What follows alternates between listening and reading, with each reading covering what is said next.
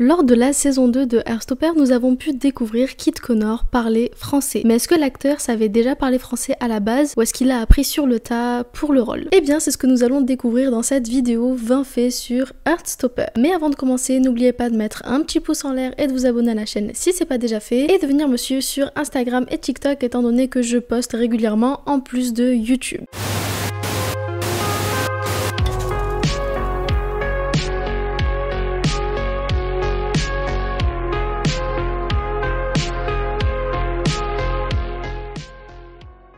La majorité d'entre vous le savent déjà, mais Heartstopper est à la base l'adaptation d'une série de bandes dessinées publiée en ligne à partir de septembre 2016 par l'autrice britannique Alice Oseman. Elle a en premier lieu publié cette bande dessinée sur Tumblr avant de la publier en version papier. Il existe d'ailleurs 5 tomes de Heartstopper et ce dernier est à la base un spin-off d'un autre roman graphique qui s'appelle Solitaire, ou plutôt L'année solitaire de la même autrice qui va cette fois-ci se focaliser sur le personnage de Tori, la grande sœur de Charlie. Lors de la saison 1, on voit le personnage de Nick Nelson faire son coming out auprès de sa mère à la fin de la saison. Et il faut savoir que pendant la lecture de cette fameuse scène avant le tournage, Olivia Colman, donc celle qui interprète le rôle de la maman de Nick dans la série, s'est mise à pleurer en lisant le script. Mais ce n'était pas des fausses larmes d'acting, mais bien de vraies larmes, tout simplement parce que l'actrice a été réellement touchée par la scène du coming out. D'ailleurs, Kit Connor en a parlé dans une interview en disant « Nous étions en train de lire la scène avant de jouer et soudain Olivia s'est mise à pleurer. Au début je me suis dit mon dieu elle est tellement bonne, je dois vraiment améliorer mon jeu d'acteur. Donc j'étais vraiment inquiet à ce moment là. D'autres personnes m'ont ensuite dit que c'était parce que c'est une scène si bien écrite et que cela représentait un élément crucial dans la vie de tant de gens. Je pense que ça l'a vraiment touché,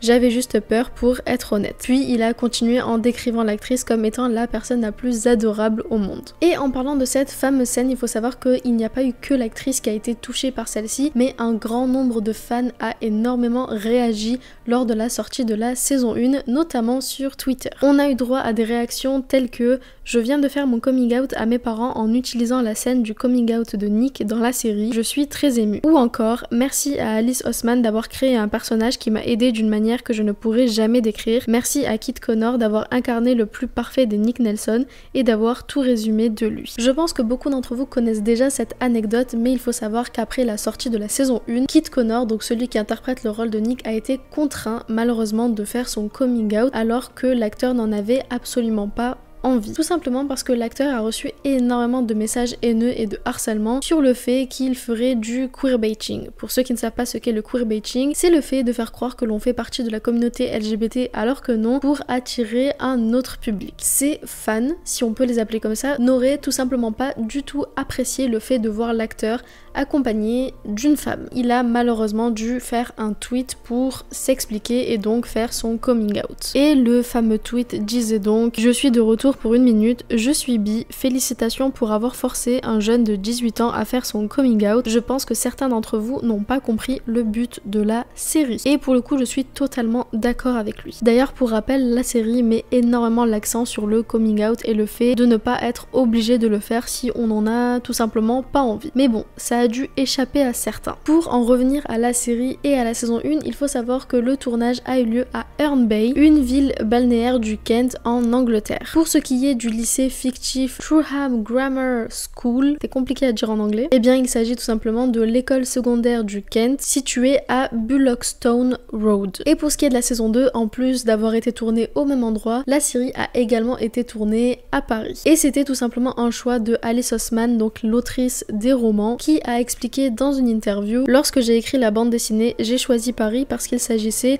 d'un lieu de voyage scolaire crédible, facilement accessible depuis le Royaume-Uni et offrant de nouveaux points de repère culturels. Mais d'un point de vue thématique, il s'agit d'un pas en dehors de l'univers confortable et sympathique de Trueham que nous avons appris à connaître au cœur de la première saison. » D'ailleurs, en parlant de Paris, il faut savoir que les acteurs ont expliqué dans une interview qu'ils ont été complètement émerveillés par la ville de Paris et qu'ils ont adoré tourner sur place. Kit Connor a d'ailleurs expliqué « Il y a eu un matin où tout le monde était un peu épuisé, puis je me suis soudain retrouvée au sommet du Sacré-Cœur. Je regardais le lever du soleil et c'était la plus belle chose que j'ai jamais vue de ma vie. C'est à ce moment moment-là que j'ai dû me pincer. Nous tournions à Paris dans des endroits magnifiques. Il y avait quelque chose de vraiment spécial là-dedans. D'ailleurs, certains fans ont été extrêmement chanceux car ils ont pu croiser les acteurs à Paris lors de ce fameux tournage, notamment sur les quais de la Seine et également à Disneyland Paris. Étant donné que ma caméra a effacé certains de mes rushs, je vais vous donner plusieurs faits directement à l'audio. Sur l'uniforme scolaire que portent les garçons, on voit le blason de Trueham School qui change au fur et à mesure des épisodes et des saisons. Et évidemment, on a également le badge avec les cœurs sur l'uniforme de Nick.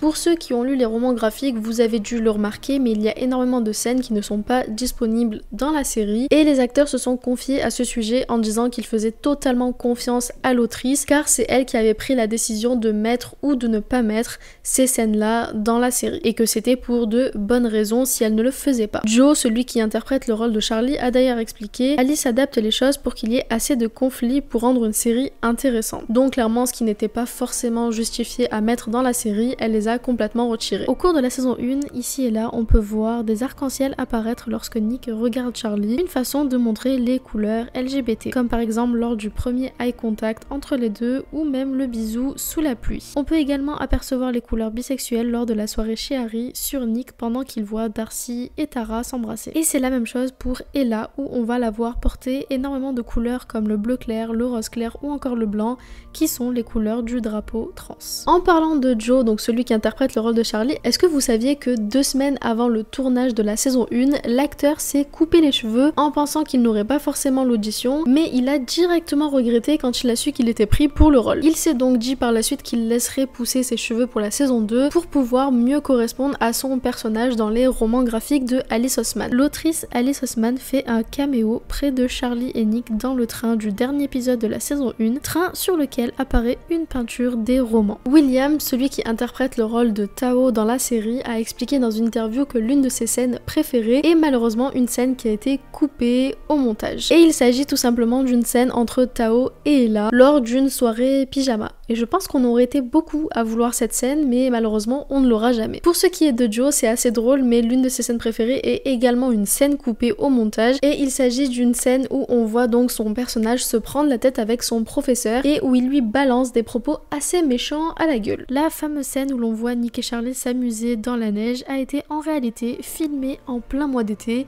lors de la journée la plus chaude de l'année. Lors de la saison 1, on a une scène où on retrouve notre bande d'amis autour d'un milkshake. Eh bien, il faut savoir que pour pouvoir tourner toutes les prises autour de cette scène, ils ont dû rajouter de l'eau dans le milkshake à la place du lait pour que la boisson dure plus longtemps. Du coup, au bout d'un moment, les milkshakes n'avaient plus aucun goût et étaient pas très bons. Pour le tournage de la saison 2, les acteurs étaient bien plus préoccupés par le succès de celle-ci, de peur qu'elle ne marche pas aussi bien que la saison 1. Certains des acteurs avaient même eu peur que la saison 2 soit mal reçue par les fans. Netflix a fait faire un coaching au casting de la série pour leur apprendre à mieux gérer les réactions au niveau des réseaux sociaux. Le but étant de pouvoir tisser des relations saines avec ces 10 réseaux et ne pas laisser la négativité les atteindre. En plus du coaching que Netflix a donné aux acteurs sur les réseaux sociaux, les acteurs ont également eu un cours de sensibilisation à la communauté LGBT et aux différents pronoms, mots-clés et différences entre l'identité de genre et l'identité sexuelle. Lors de la sortie de la saison 1, Netflix s'est empressé à peine un mois après la sortie pour renouveler la série pour 2 prochaines saisons. On sait donc qu'il y aura bel et bien une saison 3, ce qui permet d'être rassuré quant à la suite de la série. Néanmoins, étant donné qu'en ce moment aux États-Unis on a une grève des scénaristes mais également une grève des acteurs, on ne sait pas encore quand est-ce qu'on aura le droit à une saison 3 et du coup on ne sait pas si on pourra avoir cette fameuse saison 3 en 2024. D'ailleurs, pour cette saison 3, Alice Oseman a confirmé que le personnage de Ben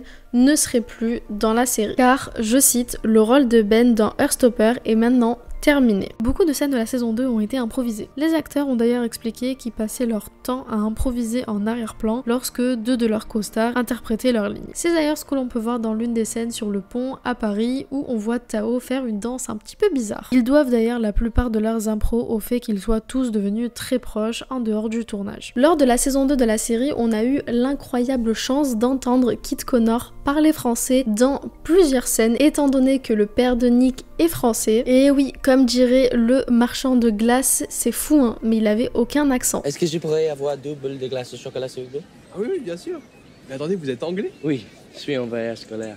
C'est dingue, vous avez pas d'accent, c'est fou, bravo, bravo. Ah, merci. Si. Bref, évidemment, un professeur de français était présent lors du tournage pour apprendre à Kit Connor ses répliques en français. Et Kit Connor en a parlé lors d'une interview en disant finalement il n'y avait pas beaucoup de répliques en français dans cette saison, mais c'était beaucoup pour moi. Nous avions ce professeur de français qui était vraiment adorable, mais aussi un peu effrayant parce que j'étais vraiment mauvais. Nous nous sommes concentrés sur les sonorités et ma prononciation pour que je parle français du mieux possible. Il y a une scène où j'achète une glace et je parle au vendeur. Dans le script d'origine, il dit « Oh, vous êtes anglais ? Votre accent est parfait. » Et c'était un cauchemar pour moi. Je pense que ma prononciation est assez correcte pour quelqu'un qui n'est pas français ou qui ne parle pas couramment français. Mais je pense que les Français se diront « Oh, au moins il a essayé » quand ils verront les scènes. Et personnellement, je l'ai trouvé beaucoup trop mignon en parlant français, donc je ne lui en veux pas pour son accent. En parlant d'improvisation, il faut savoir que les acteurs ont dû refaire pas mal de leur voix sur leur scène pour que le son soit le meilleur possible. Le problème, c'est que vu qu'ils improvisaient, ils se souvenaient pas forcément des répliques qu'ils disaient. Si pour Kit Connor, Nick n'est pas son premier rôle, et bien pour Joe, Charlie est bel et bien son tout premier rôle. L'acteur jouera d'ailleurs dans la prochaine série Marvel Agatha, Coven of Chaos, et j'ai énormément hâte de voir son personnage